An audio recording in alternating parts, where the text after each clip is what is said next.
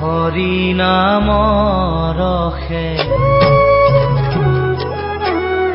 বৈকুণ্ঠ প্ৰকাশে হৰি নামৰ ৰসে বৈকুণ্ঠ প্ৰকাশে প্ৰেম অমৃতৰ নদী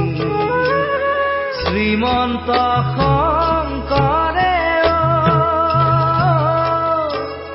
পাৰ ভাঙি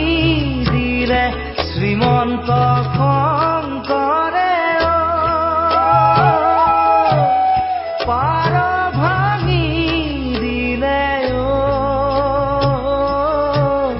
বহে ব্ৰহ্মাণ্ড কভেৰি